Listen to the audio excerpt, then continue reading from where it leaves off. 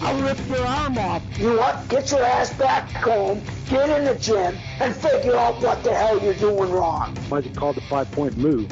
I'm frustrated with the way our Greco guys in the United States are treated, because they are good athletes, they are good human beings that want to win. We got to help them get there. Hello and welcome to episode 23 of the 5-Point Move podcast. I'm Tim Hans, founder and senior editor of 5pointmove.com, and I'm also alone. It's almost episode 22 and a half. That's because Dennis Hall is not here. Paul Telgren is not here. Wildman Sammy Jones, who co-hosted episode 22, is not here. It's a solo show. There are no guests. It's going to be a short one, people. And the reason why is because I arrived in North Carolina not too long ago, and it's not such a story of disorganization so much as we were going to wait to just do a massive post-trial show. And I decided that I thought it was a good idea to get something out before then. And it's, and you have to understand that this is all, I mean, I don't want to say it's begrudging, but I don't like doing the multimedia stuff. I don't love talking. I mean, you people don't know how hard I had to crack through the shell in order to be able to do what I do. It's like, what is that line I always use? You get a writing degree so you don't have to talk. Anyway, that's not the point. Yes, so we're going to just cover a few of the weight classes, some of what's going on with 5-Point Move, and stuff regarding that you might have become aware of recently. And I don't know, we'll just wrap her up, and that'll be it. So what do we want to start with? Well, we could start with the trip to North Carolina itself, which was, not a catastrophe because I got here. Everybody has travel stories, and I don't travel a ton either. I've traveled a good amount in my life, but certainly not as much as others, not as much as athletes who, fly all over the place. Linland, who, I don't even know how he does it, go through however many time zones, all throughout the year, just not stationary too often. But no, so yeah, okay, why not? I don't got any guests. It's really late. I'm exhausted. I'm loopy. Probably going to say a bunch of dumb shit, but we'll go with it. So getting to North Carolina, I live at the Jersey Shore, and I flew to Raleigh, North Carolina from Trenton, New Jersey, the state capital. And I had never been to the Trenton airport previously. So here's what happened. What happened is that I thought I had everything locked down. I thought I was, I'm pretty meticulous. I'm pretty organized when it comes to having to travel and having to fly especially.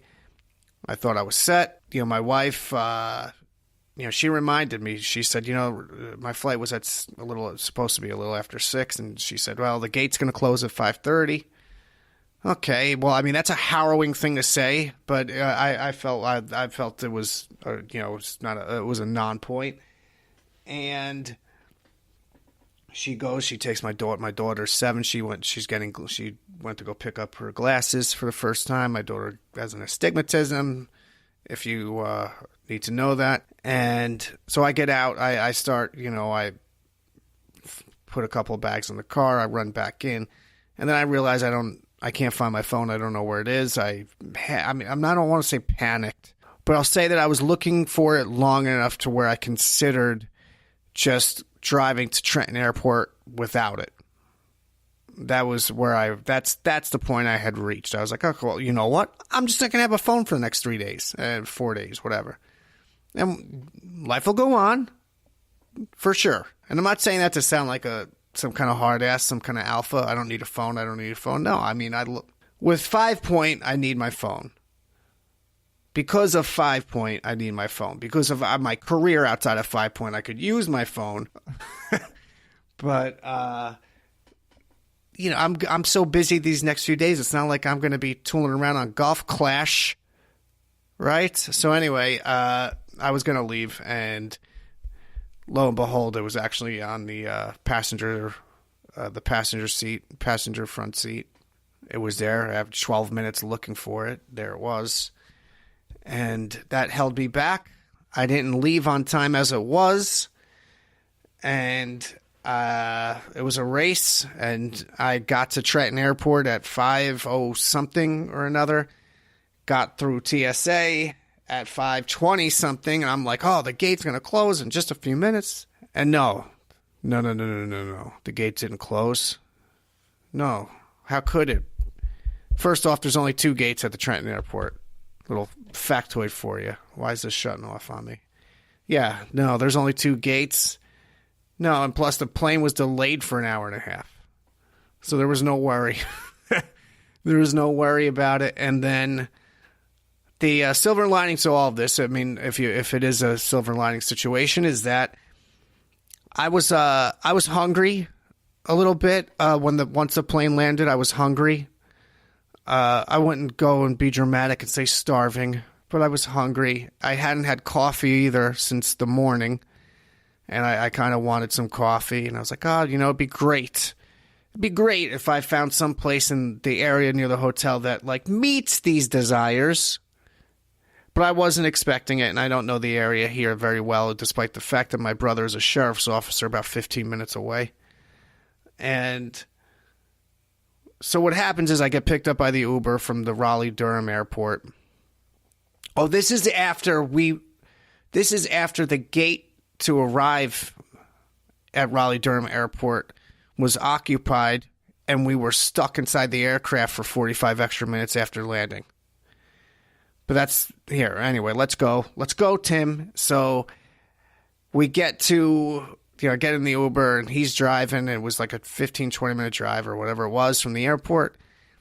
And the Uber driver goes, and he takes this weird turn, and he gets, I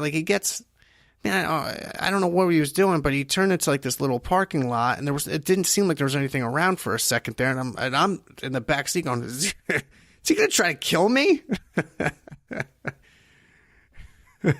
So anyhow, he drives another, 50 feet. And I see a Waffle House. I was like, he's pulling into a Waffle House? I didn't say shit to him. I didn't say I was hungry or anything like that. I was like, is this guy psychic or something? Clairvoyant? Whatever? ESP? What's his story? But no, it turns out that the hotel I'm staying at is right next door to the Waffle House. So that's amazing. Amazing. I'm from New Jersey. We don't have Waffle House in New Jersey, not that I know of. And the last time I had been to a Waffle House was nearly 2 decades ago, 15, 18 years ago. I don't know. And so I'm all pumped up. I check in. I come up to the room. I don't call my wife first over this. I had talked to her, briefly after I landed and all that stuff. I love you, love you, love you. Yep, we're alive. Fantastic. No. First person I call is Nate Engel. Reason I call Nate Engel is because I know that he's staying either at my hotel or the one next door to it, or I'm not sure, but I know he's right here, so I immediately call him, and I leave him a voicemail, and because Nate doesn't pick up, and he's out to dinner with his wife for their anniversary, which he's not around for this week because he'll be here in North Carolina anyway. Yeah, it sounds like Nate's all in. I'm all in on the Waffle House. I was pumped up. I got a coffee. I got 2 eggs. I got hash browns covered. Yeah, it was awesome. It was awesome. So that had me in a good mood. I'm still in a good mood. I'm dead exhausted, but I'm in a good mood about it. And I'm also in a good mood about the World Team Trials. What I am not in a good mood about is that John Anderson will not be competing. By the time this podcast is released, that news should be out. John Anderson will not be competing on Friday in the 87-kilogram weight class, multi-time trials finalist and national team member and everything else that goes along with that. Anderson has another Army assignment. I mean, he'll be in the country this time. He's not going on deployment, but he'll be at Fort Knox, Kentucky from June till August. He won't be able to compete at the Final 10 series if he were to win the challenge tournament on Saturday, and as such, he wouldn't be able to train for the World Championships as well. So he has had to withdraw his hat from the proverbial ring. And, 87 takes a little bit of a hit that way. And it sucks. It sucks when one of the best athletes in his weight class can't compete. Anytime that happens, it sucks. It doesn't matter if it's a trials tournament. Whatever tournament we're talking about, especially a trials tournament, sucks. And it sucks even more because Anderson couldn't compete in the trials last year because why? He was in Afghanistan, for crying out freaking loud. So, yeah, that would have been great because there were the 2019 version of Anderson I wanted to see. Bear of a weight class. Patrick Martinez. Jeez. Ben Provisor. Souza coming up. Barrett Stankill. Vaughn Monreal Burner from the Marines. Everybody's got their head in the sand. They're not paying attention to him. He's got age group experience. He's developing as a senior. Who knows? I mean, it's just imagine what this weight class is going to look like in 2020 with Alan Vera and Jake Clark. If you've read the Jake Clark interview, I hope you all have. With Jake Clark involved, I mean, I hate to look ahead. We should be focusing on the present. 87 kilos, even in 2019, is fantastic. You know that whomever comes out of this thing and goes to the Final 10 at Rutgers and faces Joe Rao, you know it's going to be awesome. But 2020, just hear this out for a second. So if Anderson is... But let's go ahead and figure that Anderson will be at the World Team Trials, Olympic Trials next April at Penn State. So you would have Provisor, Martinez, Rao, Stankill, Souza, Jake Clark, Alan Vera. So that's Provisor, Martinez, Rao, Stankill, Souza, Clark, Vera. That's 7 guys. Right off the bat, that quarterfinal is a freaking Shark Tank. Anyway, so yeah, that's where my mind goes when, it's extraordinarily late. 87, depth-wise, obviously takes a little hit. Still a fantastic weight, still a stacked weight. And then you got 55 kilos. A lot of people aren't as, I think most of the hardcores are more concerned with the lightweights this year, whereas I think the mainstreamers are more into the upper weights. And I think some years that flip-flops. 55 kilograms, non-Olympic weight class, unfortunately, makes no sense that we have non-Olympic. Well, I mean, I know why we do. I know why we have non-Olympic weight classes. It sucks that it's a reality, but I mean, I get why they have them. 55 kilograms. I mean, I asked Spencer Mango in the last Welcome to Fort Greco Army WCAP report, just about 55, what he thought. He thought it was coming up. He thought it's starting to come up this year, and I agree with him. And Dalton Duffield is an extraordinarily gifted. Did I use extraordinarily again? Yeah, I did. See? Tired, redundancies, repetitiveness. Dalton Duffield, just... What a fantastic athlete, just an amazing competitor, 2-time Fargo champion, an awesome high school wrestler, and went the college route and started over in Greco at Northern Michigan last year. And right off the bat, he won the U23 trials and made national team a few weeks later in Tulsa. And he just took second to Max Nowery at the Open. He's a severe talent. Who's going to press him? Who's going to step up in this tournament and press him? And before the final, who? You have some candidates. You got Jamone Carter from the Marines, who I picked as the sleeper of the weight class. I don't know how the seeding is going to shake out. You figure it goes kind of by the Open order, the order at the Open, from, well, in this case, 2 through... whatever, and whoever else is qualified. But Jamone Carter, Ibrahim Bonduka, who I thought a lot of us were, like, behind the scenes just blown away by him. Jabari Moody, Sean Sessnan. It's just, a great weight class. And there's others, right? There are others. 63, you look at 63 for crying out loud. Another non-Olympic weight class that has a chance to steal the entire show here. The challenge tournament. Thielke, Xavier Johnson, Wildman Sam, Sammy Jones, Travis Rice. I mean, that's a sick group. 60 kilos. We talked about this in the last Coach Lindland's report. Thing about 60 kilos is there's amongst the who you deem to be the top of the field, whether, in whatever order, Taylor Lamont, Dalton Roberts, Eldar Hafizov, and Renan Miranda. Oof. They've all practically beaten each other. How you figure that out? They've all beaten each other at some point.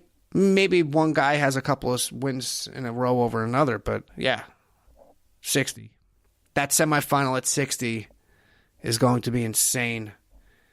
It's going to be insane. It'll probably be the most. It might very well be the most watched pair of semifinals in the entire tournament. It might be just too much going on. 77 kilos is fantastic. Is it the deepest weight in American Greco? I don't think it is. I think 87 is in terms of credentials, resume stuff. But even if 77's right there, I think people want to see Mason Manville and Patrick Smith mix it up again. It's a good chance that happens, but not a. I don't think you could say that's a high probability.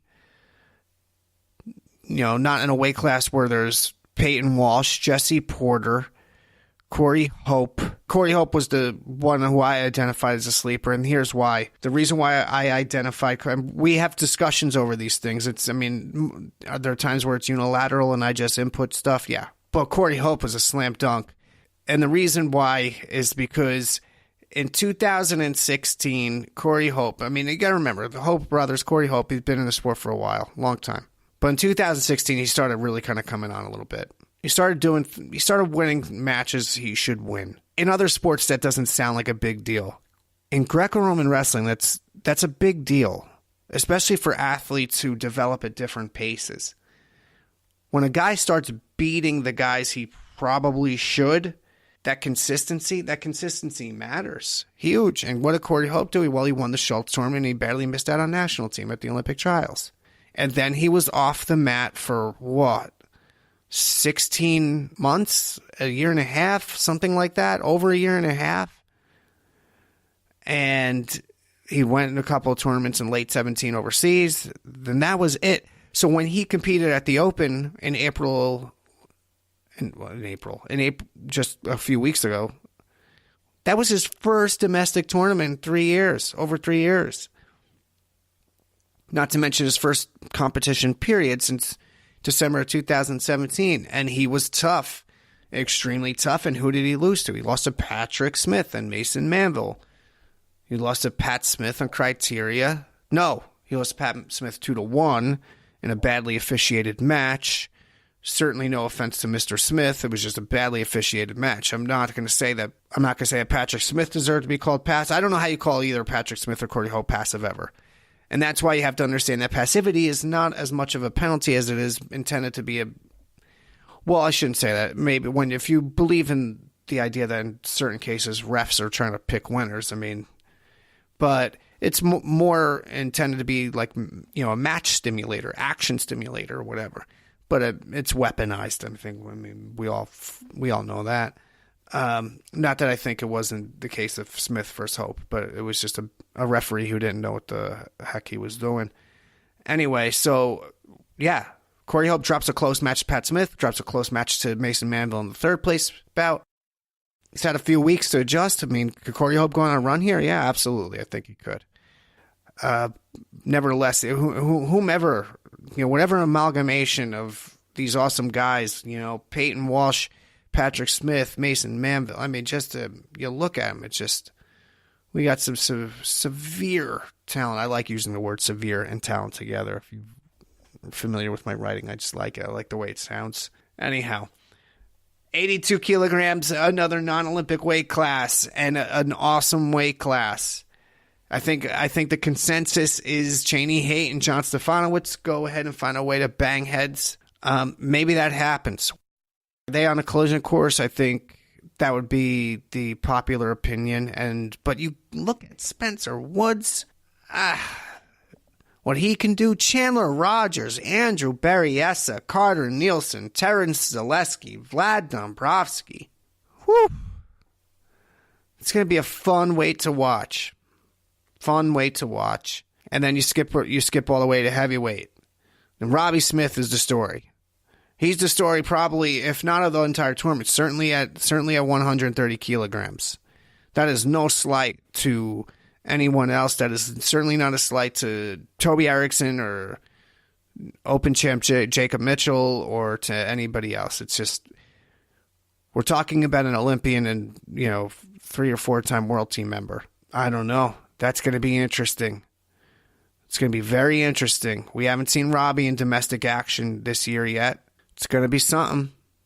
It's going to be something. It's to see him, how he handles it, how he reacts to the environment, to see a guy like that with that kind of stature. Very compelling stuff. It is. It's compelling.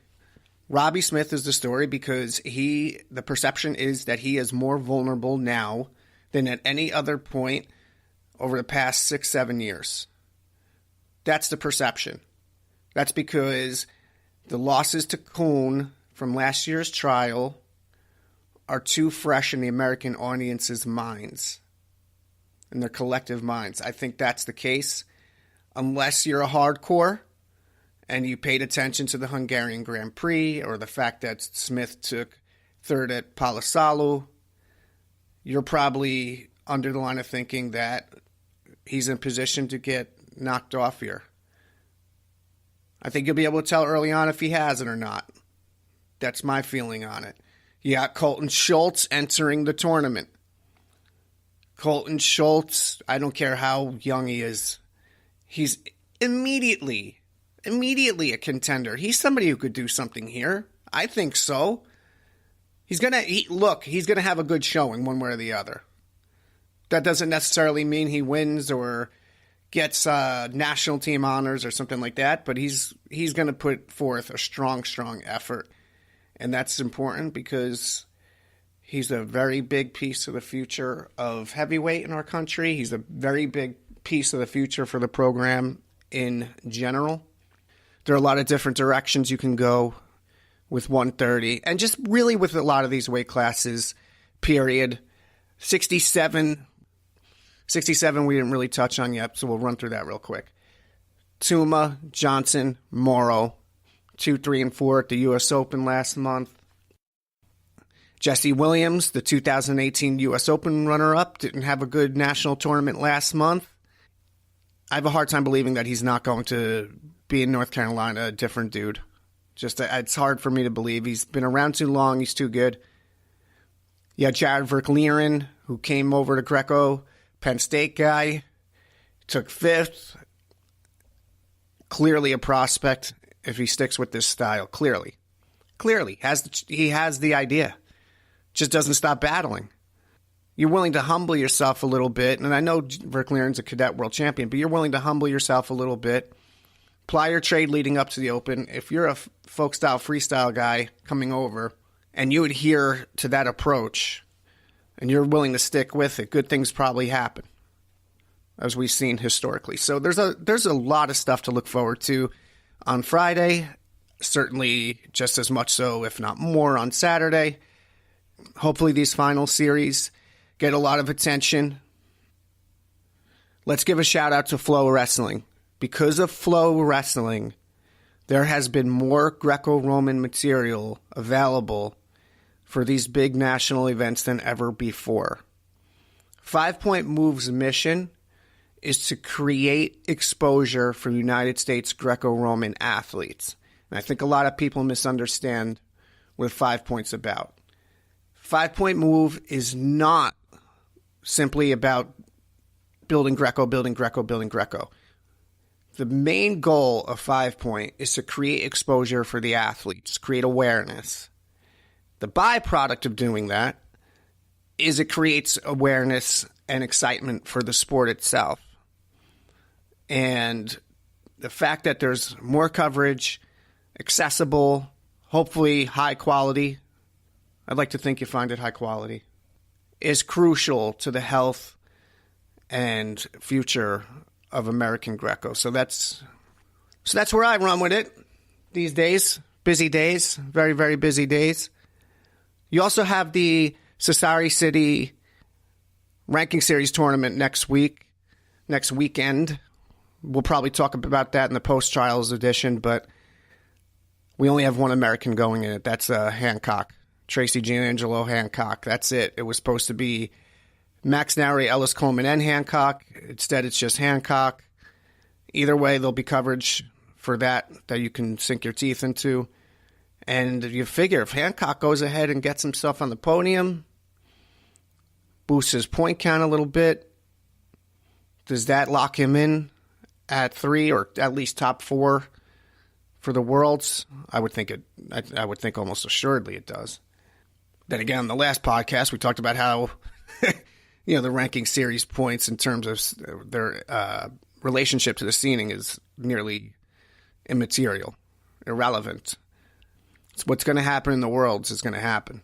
You just see the kind of momentum Hancock has had throughout the season. If he should emerge victorious at the Final 10 series, having a top 4 spot would be a very good idea, I would tend to think. So, all right, that's a good place to start wrapping it up. So, if you would, I don't know why I'm going to do this, but I'll do it. I'll do it just because it's ritual, and I'm somebody who adheres to rituals. If you would like to follow Dennis Hall on Twitter, if you would like to go ahead, click follow for no reason on Twitter, you can do so at Dennis Hall WGW. And as always, for USA Greco-Roman news and athlete perspectives, go to 5pointmove.com, and to follow along on Twitter at 5PTMove. That's it for episode 23, everybody. Enjoy the trials, and we'll see you soon.